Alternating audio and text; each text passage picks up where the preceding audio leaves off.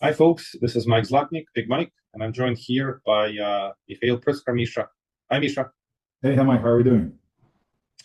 I'm doing well. Thanks for joining. I'm CEO of Tampa Family Funds, and Misha is our Director of Asset Management. And we're here to talk about the relative value of investing in real estate or in any asset class in general. So the reason for this presentation is to show what's attractive today on a relative basis and what appears to be overpriced or fully priced based on many metrics out there. So let's keep going. Thank you, Mike. Wonderful disclaimer. This is for informational, educational purposes only. No advice of any kind, no solicitation. If you're interested in any of our funds or syndications, request PPM. To accredited investors only. Consult with your attorney and CPA professional before making investment decisions. Okay, so let me drive the discussion a little bit over here and ask you a couple of questions, Mike. Let's speak a few words about what is a relative value in general and why is that important? Why do we have to understand that today's dollar is comparable to dollar yesterday? And if we look forward, how can we make sure that we're not overpaying for something compared to what it's worth right now? Please tell us a few words here. Sure, I'll add a couple of comments. So obviously going back to the one of the greatest value investors of all times, Warren Buffett. He teaches us not to worry about the price, but the relative value. It's the value that you get is the most important thing. So originally he started by looking at the great value on a relative basis investments. And at some point in time, he migrated because he grew and he became much bigger. So he migrated to a little modified philosophy, saying I would rather pay a fair price for a great business than a great price for a fair business. So both of the wisdoms is look for a great value, and a great value is all about relative to what else is out there today, and relative to historic metrics in time. Something that is attractive today may not be attractive tomorrow, and vice versa. Something that was very, let's call it, not a great value yesterday, that could be a great value today.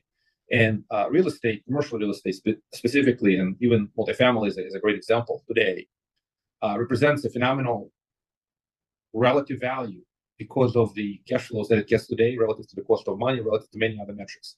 While in comparison, many other asset classes could look overpriced or overvalued on a relative basis. That's all it is. It's just all relative in time. And we'll talk about various asset classes. Let's just go through some examples. So let's look at S&P 500. Yeah, Mish, go ahead. Now let's look at the S&P 500 because I want to be really, really precise here what I was talking about. And we're looking at a period from 2020 until now. And you can see that, let's say in May 2020, the price of S&P 500 was around 3,000 compared to now, which is 6,000. It's almost doubled for the last 5 years, basically 4 years actually, what 21, 22, 23, 24, yeah.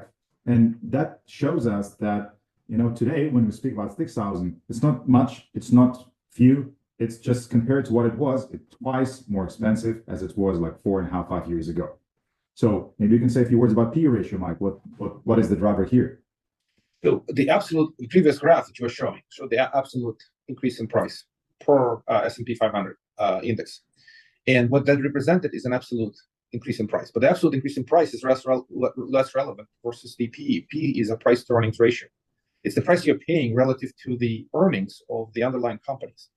And the PE today is over 30, which is on a historic basis very high. The much lower PE, let's call it low 20s, is a lot more attractive.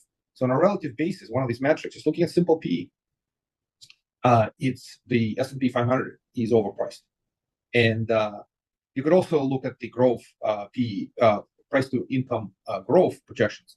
We're not talking about it today, but we all are concerned the economy could decelerate and the earnings could slow down. So the prices today by many metrics, just in S&P 500, look very attractive. Another very important, not very attractive, look very overpriced. And another very important consideration is we're going to talk about a few asset classes that have seen significant appreciation in price over the last 4 years. And sort of they got ahead of themselves. It's the market sentiment has been very bullish. And these things seem to revert to the mean. And the mean may be around PE in the low 20s in this case. That's the key point. And where it drives us is portfolio rebalancing. In other words, looking at what's fully valued, maybe overvalued today, versus relatively what is inexpensive, what is a great value today. And that's rebalancing, selling what's expensive and investing into what's not expensive is what we're talking about. Now look at the gold. Gold, yeah. Check the gold. I mean, it's pretty much the same over here. Yeah, so gold has seen a great bull run. what's really interesting is that it has seen a massive run from about 12 months ago, from the start of 24 through the basically start of 25. It has had a massive run, moving up from around 2,000 to approaching 2,900. It's a huge appreciation. Now, gold, you can't determine PE. There's no price to earning ratio. It's just a commodity. But on a relative basis, it had a fast bullish run. Can it continue to keep running? Yes, that's my underlying fundamental forces that have driven gold appreciation. But it's gone up fast and furious, and that's one of the key points. Will it revert to the mean? On a relative basis, gold might appear to be fully priced. Everyone obsessed by crypto right now, yeah. So a few words about Bitcoin, because maybe it will continue the appreciation. There is no backup for the value except there's supply and demand things, and the people believe in that emotionally. So what do you think is investors' sentiment on holding Bitcoin versus like rebalancing it also? So I'll tell you this, a couple of stories really. I'm not crypto bug, or nor am I, a great performer. I'm sort of a neutral on this. I just reflect on the fact that crypto has had a great run. If you look at this, you could even look at the beginning or mid 24. You could have picked it up at a significantly lower price at 40,000 a Bitcoin. Now it's near 100,000 a Bitcoin. It's 2.5x appreciation. Now again, Bitcoin, I don't know what's the P. There's no P of Bitcoin. It's just what people are willing to pay for the assets, supply demand. Some folks talk about this. Bitcoin could be a tulip, right? It's a craze about it. Or some people could say, well, it's a network. It's the fundamental needs of the Bitcoin. This is outside of the government's control, right? So depending on the point of view, value of Bitcoin, some people believe it's going to the moon. It's going to $1 million a Bitcoin. We're going to have no other comments other than it has had a great run. On a relative basis, it's a very volatile commodity in essence. It's a digital commodity. And it could have a significant retracement to a much lower price level. So it's just common sense for folks to consider diversifying out of Bitcoin into something that's a lot more attractive. It's really interesting. I have a friend, great friend of many, many years. He's really struggled. He's had a great run in crypto, and he's emotionally attached. He loves it. And he's had a very difficult time selling it. But he reached out to me, literally reached out to me and said, Mike, I need to diversify. I have multiple times what I need to retire in crypto. And I'm a little worried that I don't have enough in real estate. And he's a real estate professional. That's the crazy part. So, it's kind of one of those things where he reached out. We talked about one of our deals, Waverly, which we'll talk about it later. He made his own decision to sell some crypto and diversify into from Bitcoin or from Ethereum crypto into great value real estate, because on a relative basis, it's much more attractive. Thank you, Mike. But let me just build a little bridge over here. When we speak about rebalancing, we talk mostly about real estate, rebalancing it to real estate. Yeah. So I want to look into real estate on the next slide. And precisely, I want to look at Detroit market and some niche submarkets that we have projects in right now. And if you would, please explain us what's going on over here. Here's the data that we pulled on the cap rates and average commercial acquisition note rate. So what's going on here? Why do we see positive leverage like 2021 and negative leverage 22, 23, 24? And what does it tell us today? What is a great deal today, basically, looking at those numbers? Yeah, so this is really interesting. We're picking on Detroit market just because we have a deal in Detroit. We're going to talk about Waverly on the Lake. So we've seen some really interesting developments. A few years ago, when the interest rates were very low, the cap rates were even lower. People were paying essentially, they were paying high price, low cap rates relative to the cost of money. They had a negative spread. So the spread is essentially delta between cap rates and the interest rates. And that spread is a positive cash flow. It's a margin of safety. So a few years ago, the spread was negative and people were willing to buy it on the long-term expectation that real estate rents continue to grow. And if they fix the cost of money, they're able to get a great return on holding the property for long term. But what has transpired, the Fed started to hike to fight the inflation, fast and furious. And they kept interest rates at the elevated level. So the prices have corrected. The prices of these same assets have fallen as a result of fast and furious interest rates and elevated level of the interest rates.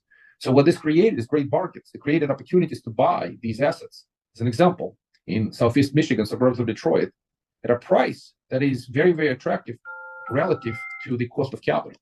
So we'll talk about the next project, Waverly on the Lake, where we can buy at the 9 cap rate with the cost of money being around 7%. That's a 2% positive spread. In the past, similar project, you could trade at a cap rate, to use an example, a cap rate of 5 and the cost of money could be 5.5. which would be a negative spread. That's the key message here, is the relative value is incredibly much more attractive for these type of assets versus what they were a couple of years ago. Yeah, thank you. So a few words here that I would love to add here is like the level of distressed deals right now and why we might have an ability to see those positive spreads right now. Because if you look at the green line, which is a multifamily asset class, you see that it went significantly up during 2024, and the most recent data we have in like up until August. You see that from June to August, like it went from around 7 something to 11 something. So it's like a almost 50% growth from one point to another, meaning that we will see more distressed projects on the market where we can catch, if you will, the positive spreads even these days. Because negative spreads are not attractive. Positive spreads are attractive. And yeah, and Mish, just go back to the previous graph, one quick comment. So distress simply means that the more distressed sellers, they either have loan maturity or they have floating rate debt or other factors that are forcing them to trade. Maybe the assets themselves are fine. It's just now we're distressed transactions. And distressed sellers has increased. That's the key point. Yeah. Thank you, Mike, for clarification. And that's creating a buying opportunity. One person's distress is another person's great opportunity. And we're seeing that today already. Let's go to Waverly. Yeah, and that's why I wanted to say a few words here, like what in general is a good project today, because we want to find a good asset that has an attractive price where we buy deep with a cap rate spread that we just explained, which should be more than 2% in our assumptions. We want to see the relative construction cost with at least 50% discount, like a strong positive cash flow since day one. If, of course, it's subject to 100% bonus renewal. If it would have bonus depreciation, that's amazing. We want to look at sponsors' capacity and track record to make sure that they will deliver the result that they promise. And of course, we want to look at the location that will back us up with demand, with population growth, with job growth, with median household income, and so on. As a separate article here is large incentives, like utility reimbursements or tax abatements and so on. So that's what a good deal that we want to find today with a positive spread and kind of attract people's money into there. Yeah. And one of those deals is Waverly on the Lake. I can briefly run you through that. It's right now on the table with us. So right here we have a purchase cap rate of more than 9%, which is 2% more than the cost of money in there, and gives us positive spread. $80,000 cost per door, which is like way below the reconstruction cost, even more than 50%, I would say.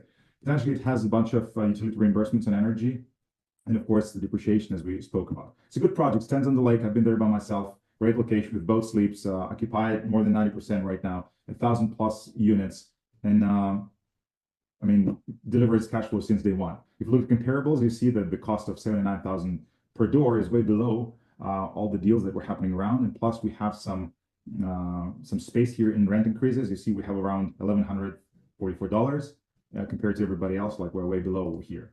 So, Mike, if you can say a few words about the cap stack there, that would help us too. Yes, it's a great deep buy from the very beginning. And the deal is structured effectively to create significant upside for the investors in the common equity, which is green and blue on this chart on the right, and then the bank loan, senior debt, and then the kind of orange is the pref equity.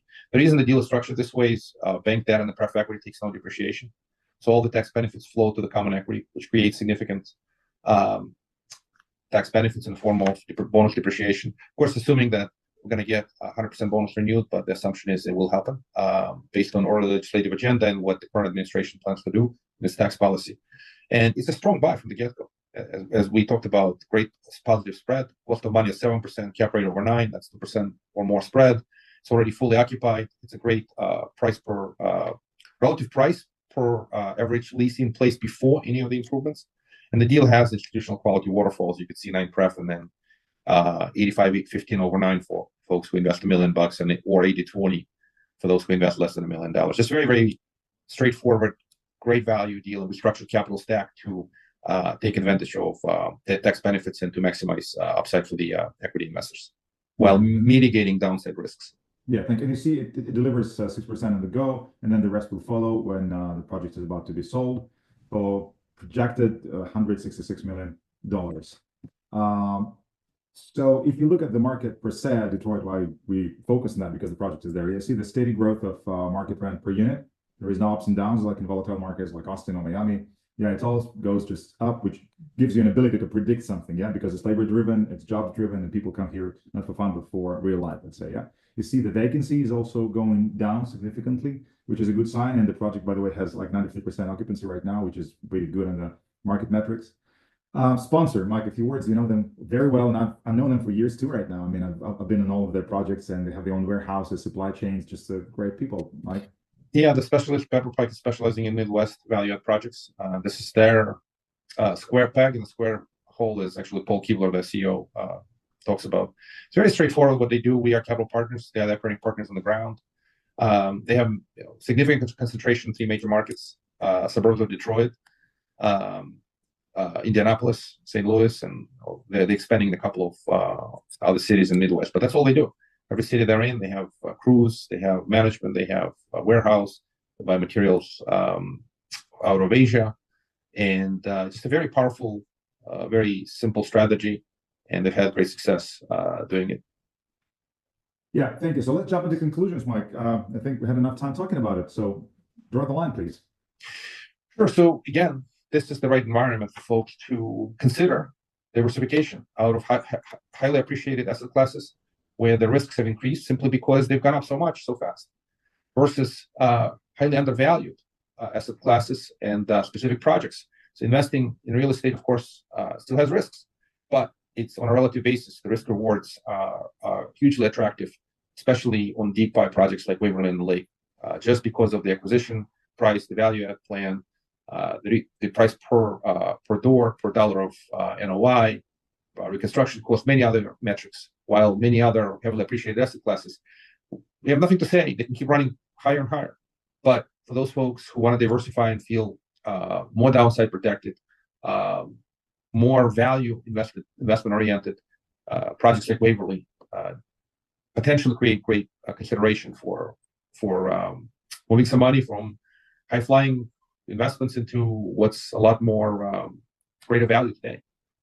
And markets like suburbs of Detroit, Southeast, that's steady Eddie. So we love it is that volatility in those markets is much, much lower versus some other markets. That's about it. Feel free to reach out.